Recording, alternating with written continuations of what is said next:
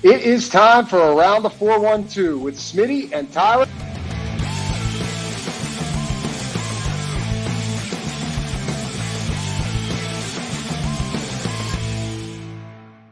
Welcome back to another episode of Around the 412. I am Tyler. With me, as always, is my co-host Smitty.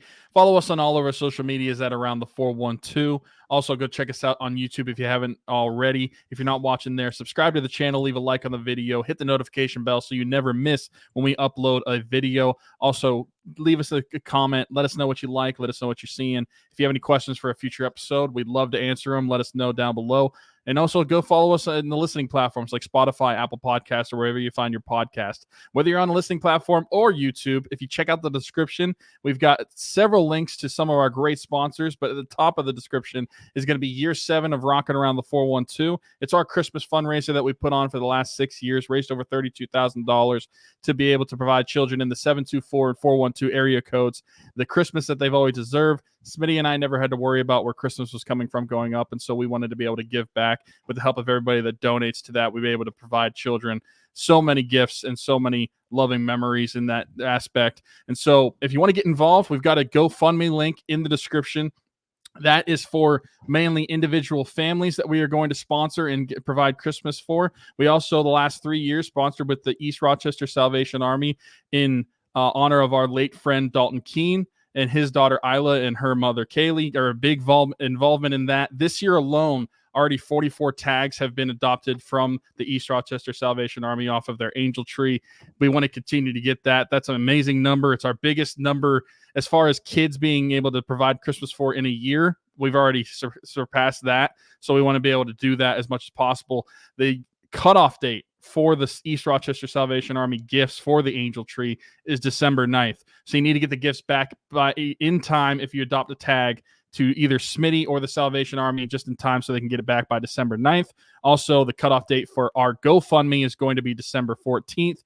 And everybody who donates at least $10 to the mission is eligible for a bunch of prizes. We got Penguins tickets. We got Steelers jersey of choice, Pirates jersey of choice, a couple Game Changer shirts, a couple Around the 412 hoodies. We have a custom training camp poster that was signed by 21 individuals that were part of the Steelers organization at the time of the signing, as well as a James Daniels used visor. That's the word I was looking for, as well as part of the giveaway. So if you want any interest in that, you need to donate $10 at least to the mission, and you're able to be eligible for some of those prizes. But any donation we are willing to accept, and we want to be able to help as many kids this time of year as possible. So go ahead, share the mission. You never know who's going to see it. Get involved in any way. It's coming up super quick. We have a little over a month left, so it's time to get involved. What a time. What a time. It's that time of year. Like 5 weeks, I think, will be honestly when this thing wraps up. So, but anyways, a week ago when we had a discussion on here during the Around the 412 Penguin show, I mean, point blank, the thumbnail, the title, it was about firing Mike Sullivan. I'm not saying that our minds have changed. We can answer that question as well. But this team has points in 3 straight games, 2 wins and an overtime loss, which we got to talk about that overtime loss individually, I feel like. But they've got points in 3 straight games. I feel like they have looked better, and I feel like a big part of that is honestly Sidney Crosby has looked better. I feel like he's kind of put the team on his back over the last week and said, I'm still here. I'm not washed.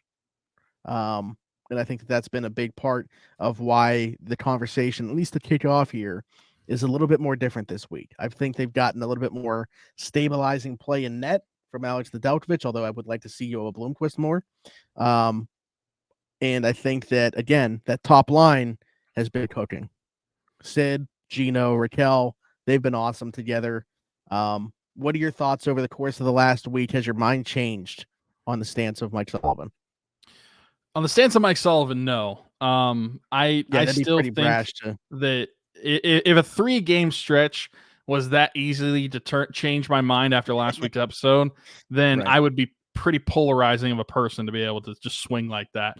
I haven't changed my mind in that aspect. Yeah. I haven't been changing my mind, and in part, and this is not to take away necessarily what the individual players are doing. I'm not trying to do that. But as far as getting the points goes in these 3 games, we're talking about when it comes to the Ducks and the Montreal Canadiens, and then the Islanders in our own Metro division, a few bottom feeder teams that they're playing well against. And I'm not gonna shy away from a win. A win is a win, and I will take them whenever they can get them. But at the same time, I feel like you need to be honest about who the Penguins are beating. And I think that when you look at that from that perspective, my opinion has not changed on Mike Sullivan. I will say, though, it is interesting to me that he put Gino on Sid's line and he's actually sticking with it. And it has survived. Yeah, that seems this long. like a very bold move for him to make. Like I don't think Mike Sullivan in years past. I think it's a panic move.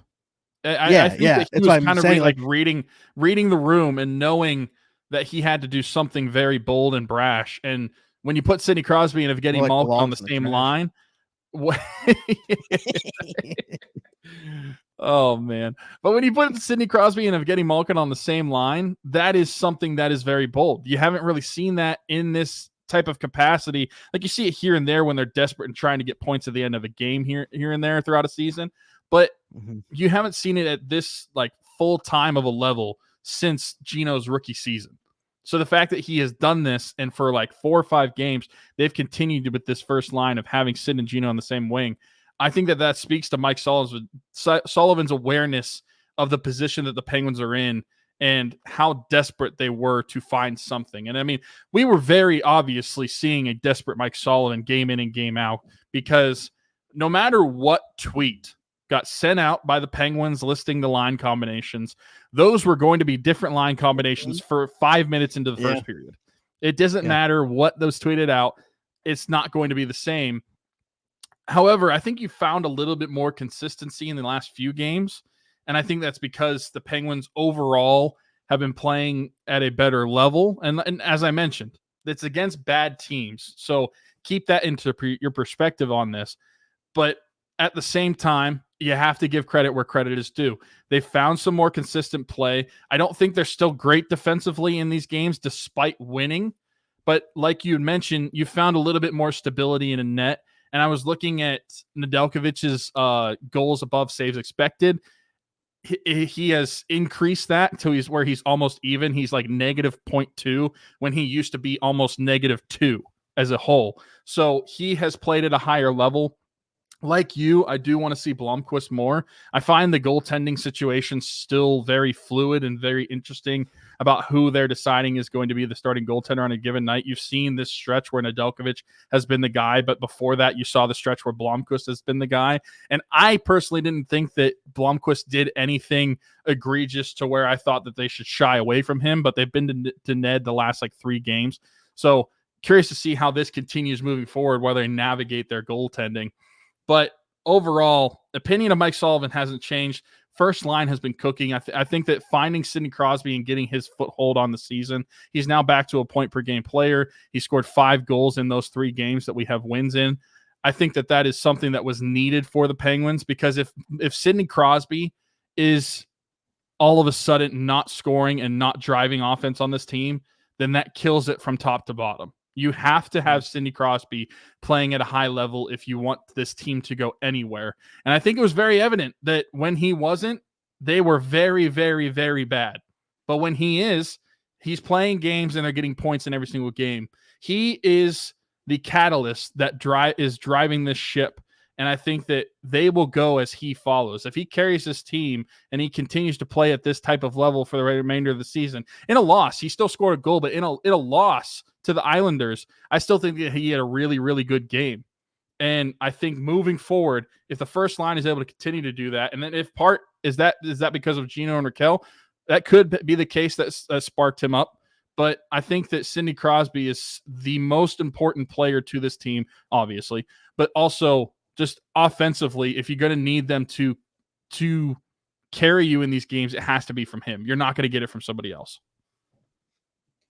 I think it's interesting because this line has been so good that it just makes you wonder, can they go away from it? Like, what do you do when Brian Rust comes back? You know, is it Does Gino just drop back down to the second line center? You put Rust and Raquel between Crosby, because that wasn't like a combination that we were seeing either. So it's going to be interesting to see when you do have Brian Rust back in the mix, how that changes things. I think the one concern for me with what is going on right now, other than obviously the level of competition being lesser, is it sustainable? Because you've kind of seen that secondary scoring not, go away a little bit. We've seen it go away a little bit.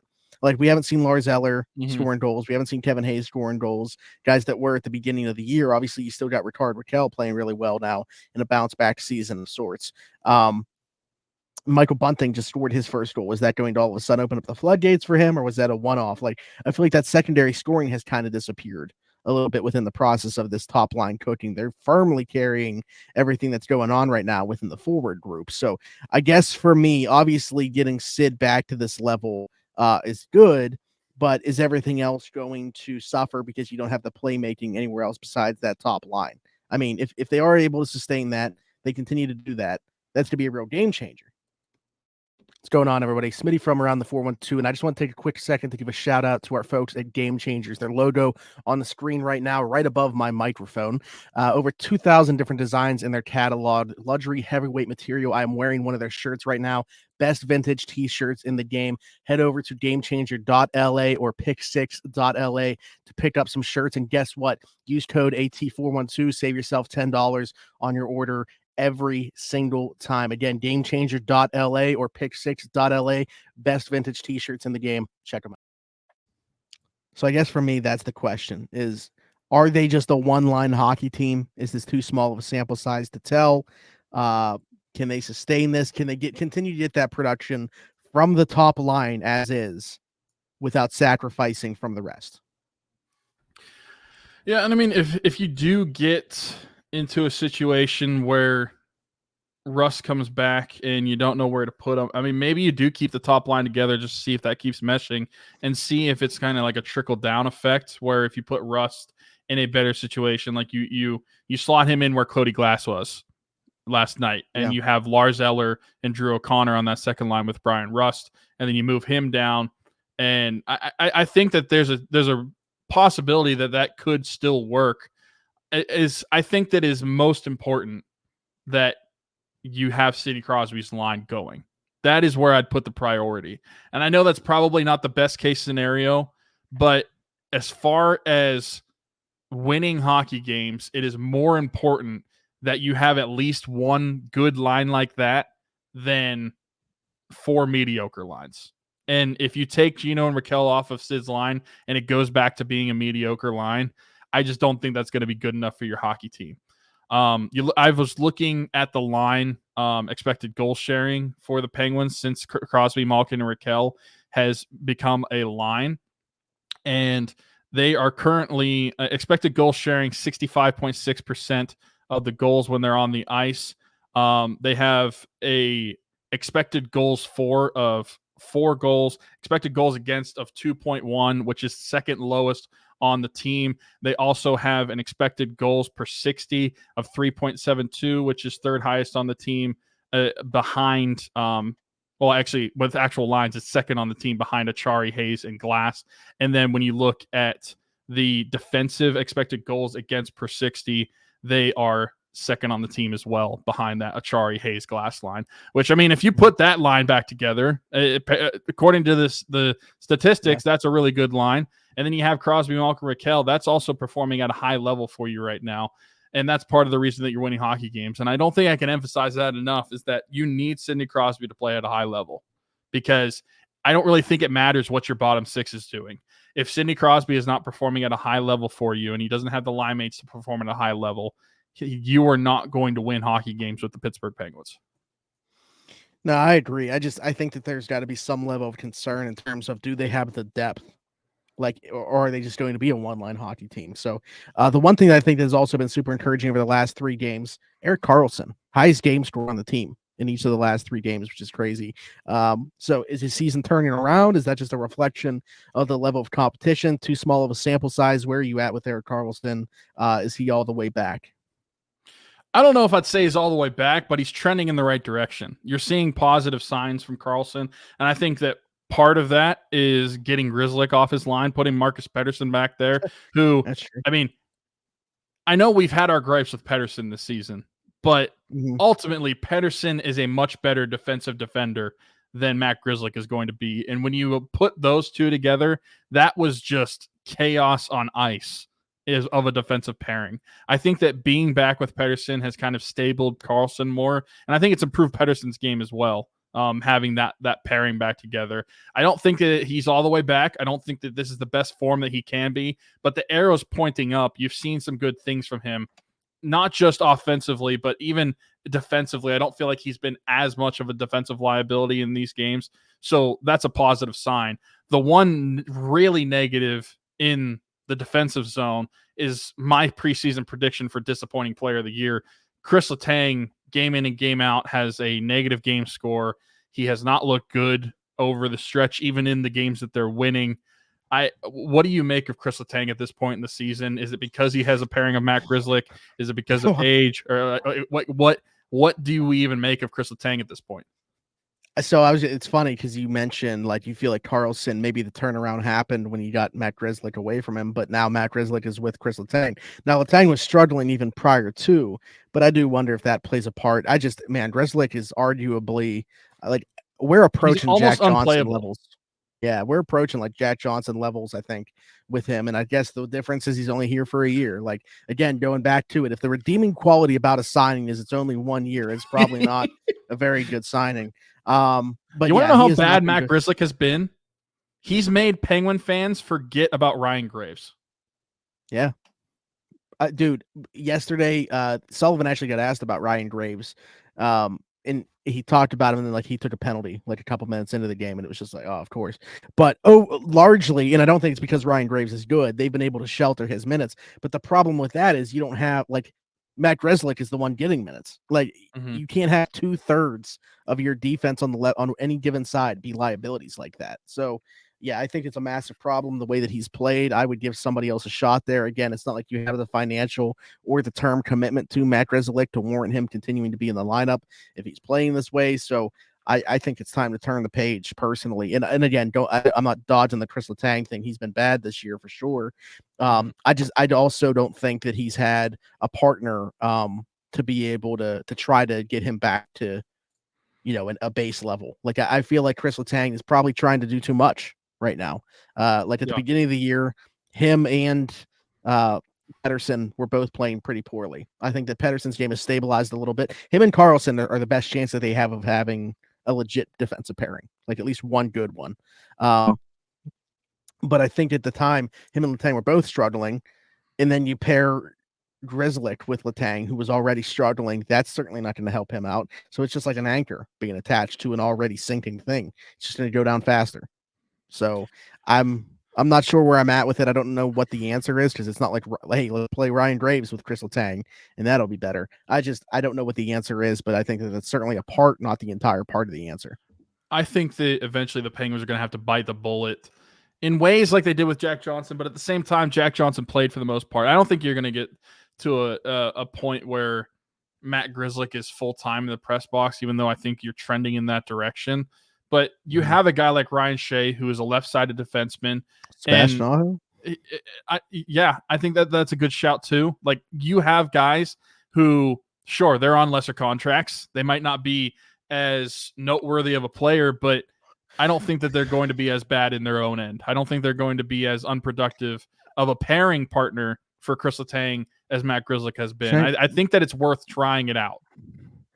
And I'll throw this name out there too. And don't get me wrong, I'm not like one of those fanboys that thought this guy was a better player than he was like that. But hey, at this point, like, is what we're seeing worse than when we had P.O. Joseph? Like, would we just take P.O. Joseph back right now and be playing him with Chris Letang and be better off? I think they'd be better off. I think 100%.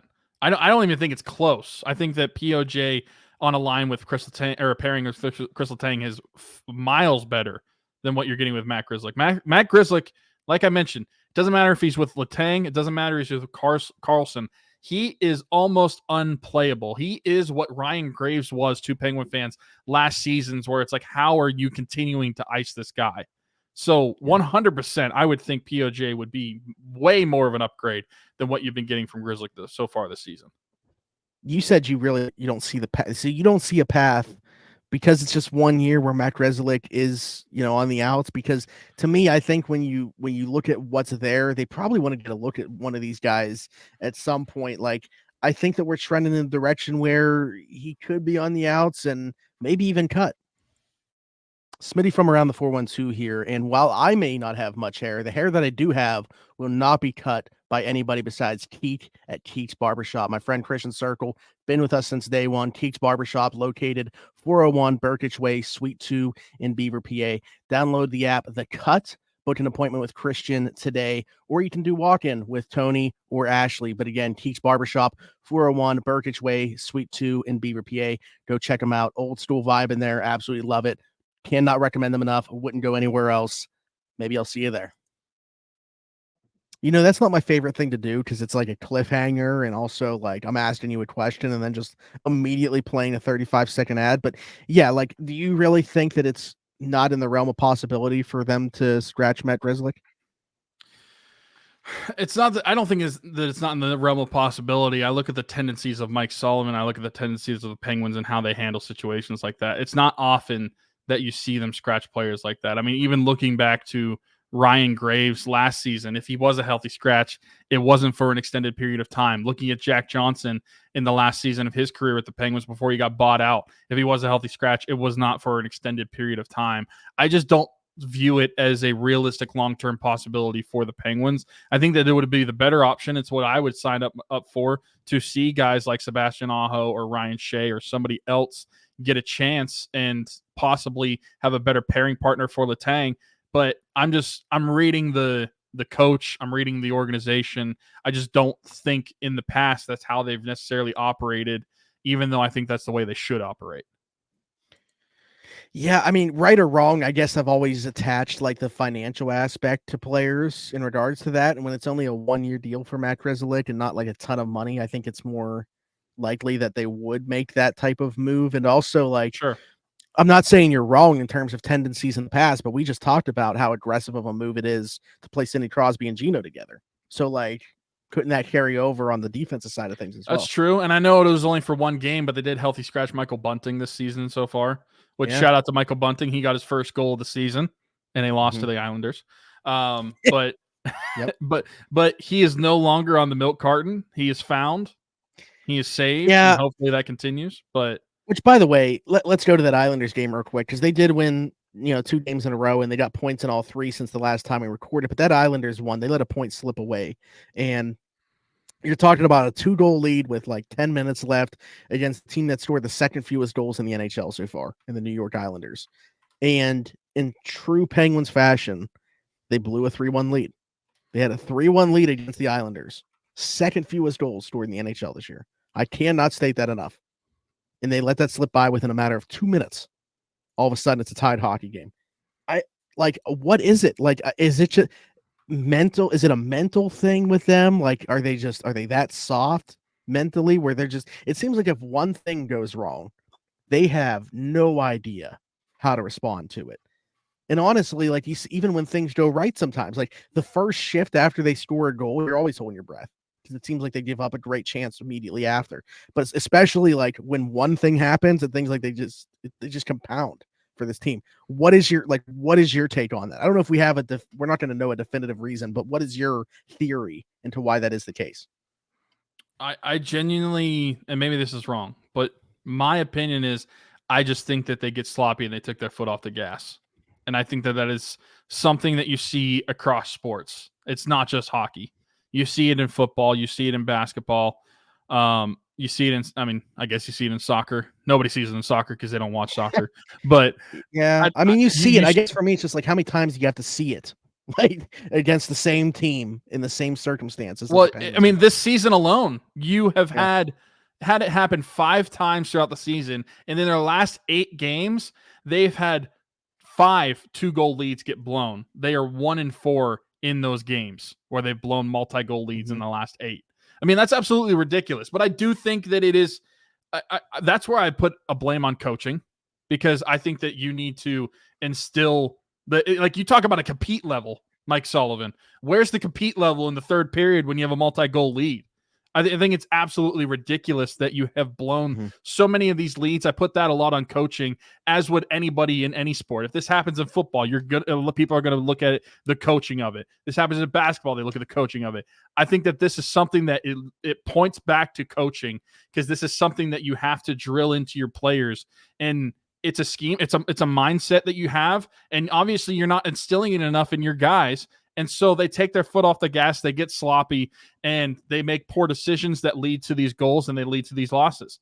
That's a good reason why I'm not changing my mind on Mike Sullivan, because despite having a couple of wins in these last few games, you have a game like the Islanders, which is a game like you've had all season several times, where you have multi-goal leads. The game should be in hand.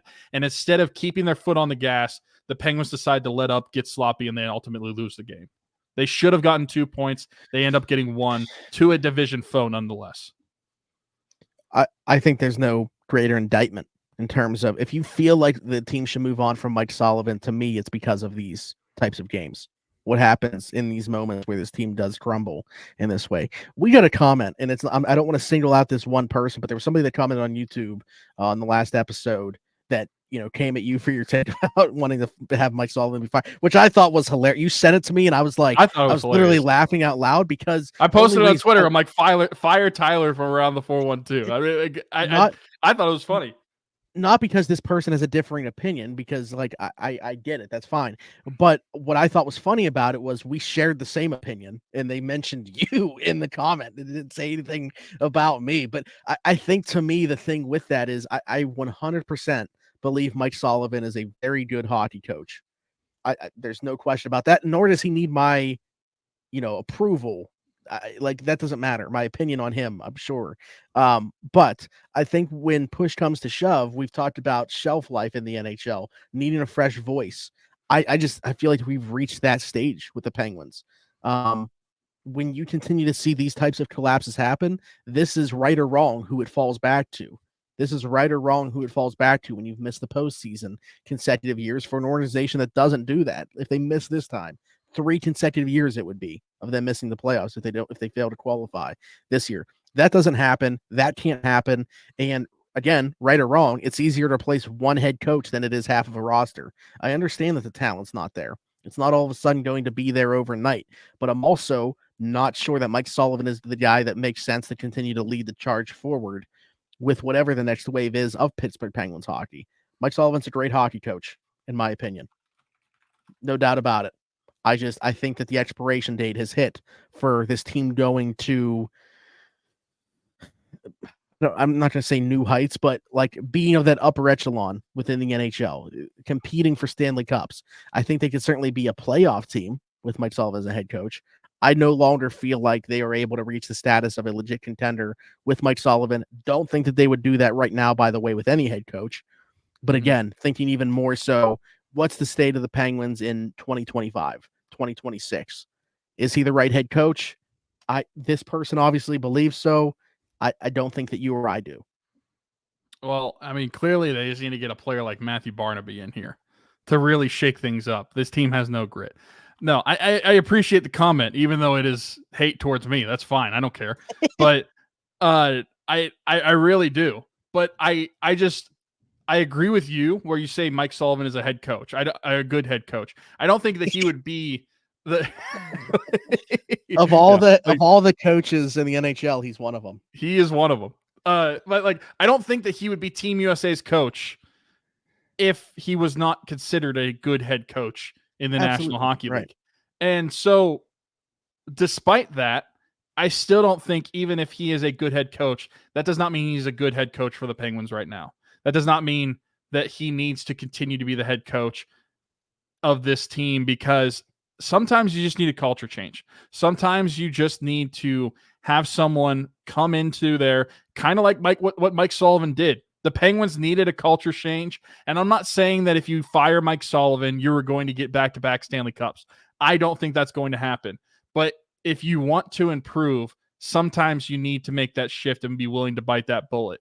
Insanity is doing the same thing over and over again and expecting different results. That's what the Penguins have been doing the past 2 seasons. That's what they're continuing to do this season. There hasn't been a ton of change with Mike Sullivan and his scheme, and I just don't think that you're going to be getting anything new out of him that what you've gotten already the last couple of seasons.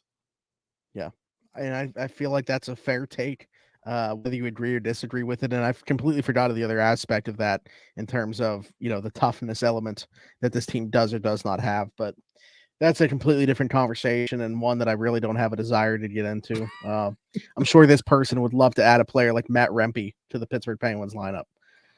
Well, I for one would just love an Aaron Asham,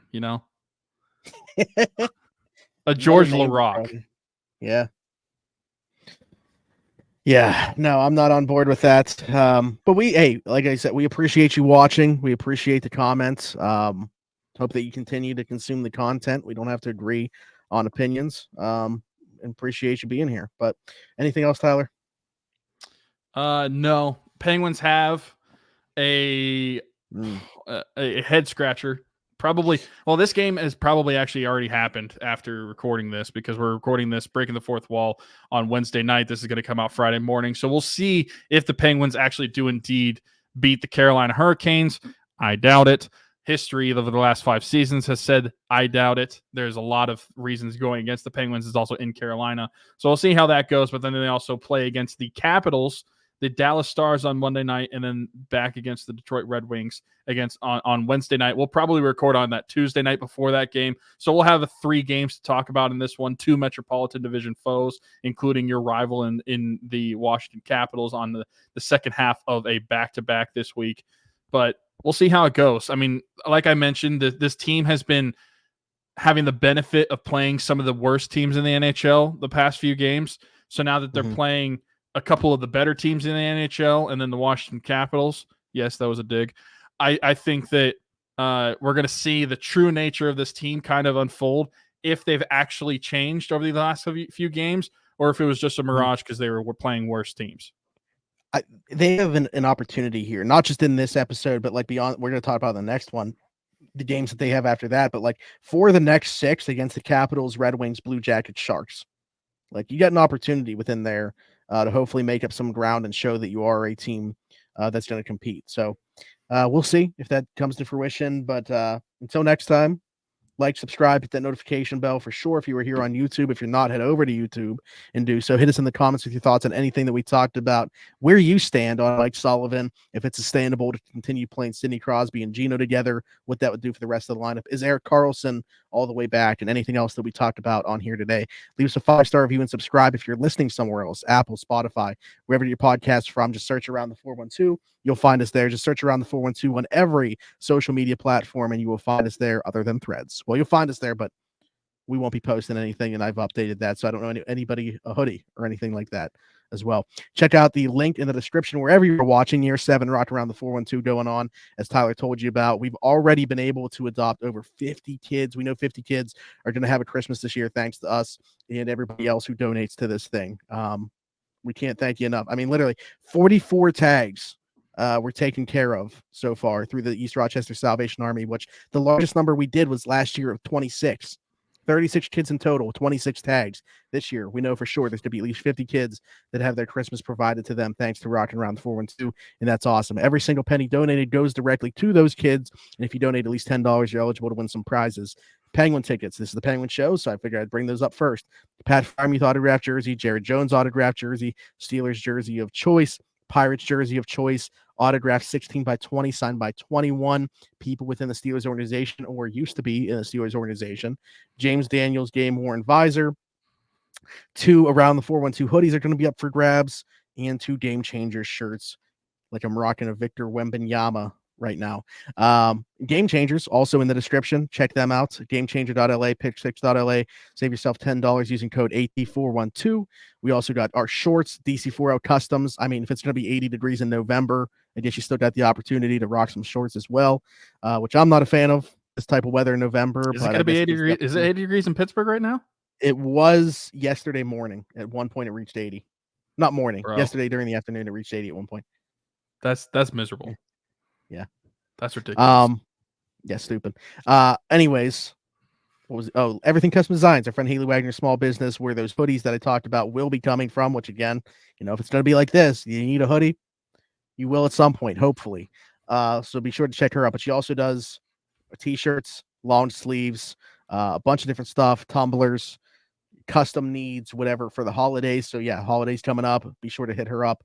Do that through Facebook. The Etsy still has whatever going on with it. Don't think her website's launched yet, but she can definitely do orders through Facebook. I just had to put through a giveaway that we did. So know for sure that she's still able to do it that way. But other than that, I think that's it. So like I said, follow us on everything.